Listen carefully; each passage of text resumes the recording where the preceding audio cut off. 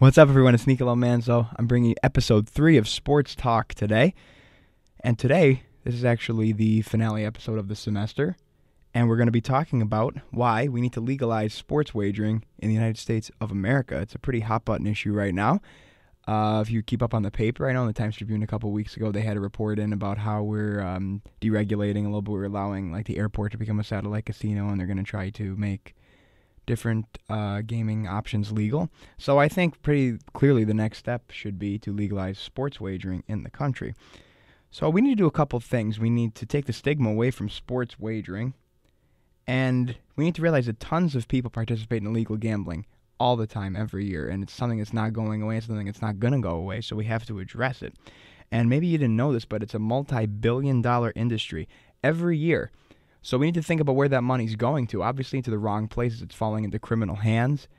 And as a result of that, you're not seeing any of the money either. I'm going to illustrate how this comes right back to you at the end of the day, how you're the one that will be benefiting from legalizing sports wagering. So, as I touched on before, illegal sports wagering is a big issue in this country and a big issue in the sports world, and maybe we don't realize just how big of an issue it really is. Now, according to a 2013 CNBC report, there was $8 billion bet illegally on that year's Super Bowl alone. So $8 billion over the course of maybe a week being bet on a Super Bowl. I mean, that's a crazy number when you think about it. And then $30 to $40 billion on Major League Baseball games and $60 to $70 billion on college football games. And now that doesn't even include NFL or any of the other major sports league other than baseball, because the Super Bowl is only 1 week of the NFL season, so that's a 17-week season. And think about how many billions of dollars we're starting to talk about at that point. Now, that money is falling into the wrong hands. It's being put to the wrong use. It's not taxable income, which is where I'm going to illustrate how this affects you directly. And only 2 states have active wagering right now, and that will be, of course, Nevada, Las Vegas. And Delaware has some parlay cards and stuff like that, but that's a very small-scale operation. So really, Nevada has a monopoly right now. And that's something that's a little alarming, too, because Nevada is making all the money off of all of this sports wagering, and we're seeing none of it. If you're a Pennsylvania resident or maybe New Jersey, New York, tri-state area, you're seeing none of it. And you may know this, but Nevada has no state income tax.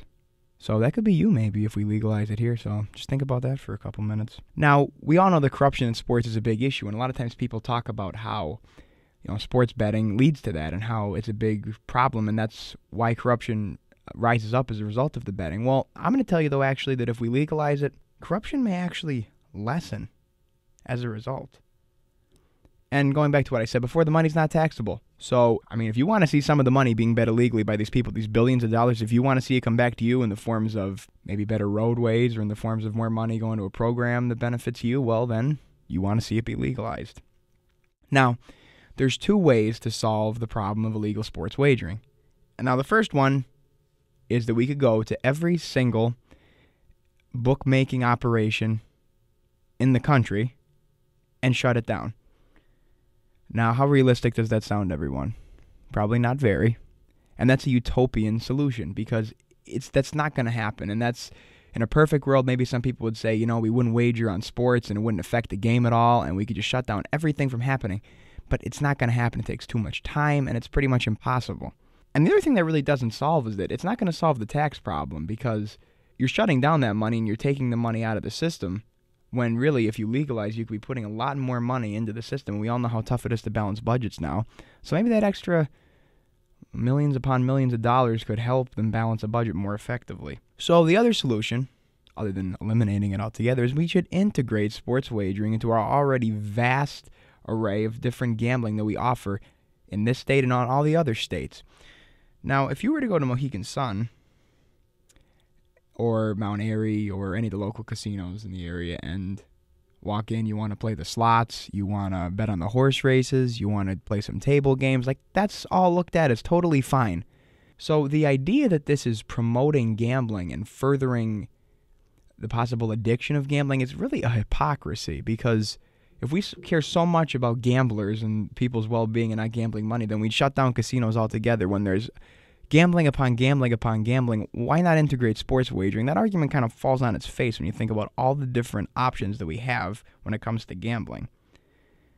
So we need to create more taxable income. Now, I have actually some statistics here from a Forbes contributor. His name is Darren Heitner. So we all know Forbes is a pretty big name in the money industry. They're pretty much the name. And he says that in a best-case scenario, by 2023, 32 states could actually legalize sports wagering, and that would make for a whopping total of $6.03 billion annually. So that's just not a one-time thing. That's every year that money's going into the economy, year after year after year. And that number will go up, obviously, because as time goes on, money just tends to inflate a little bit, and bigger bets will be made, and more money could be made, and it kind of is like a on and on effect.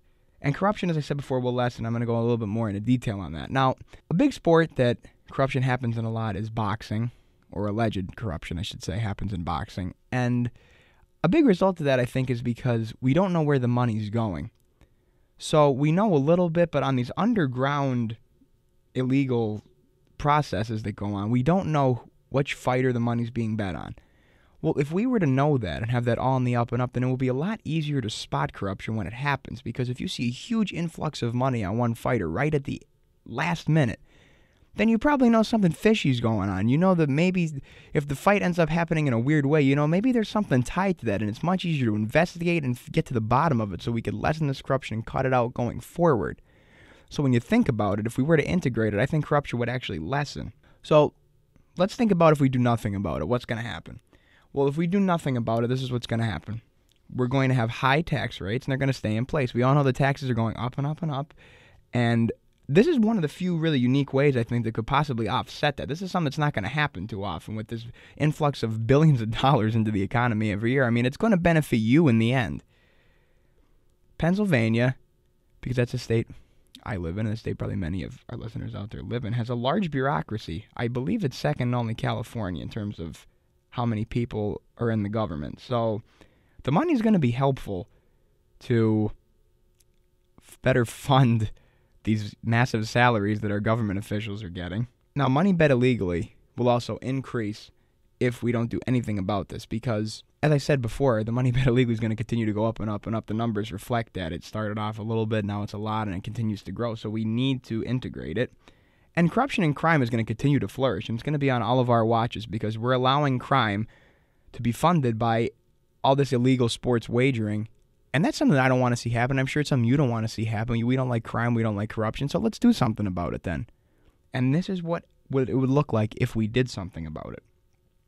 There would be a huge influx of money into our states and other states' economies every year.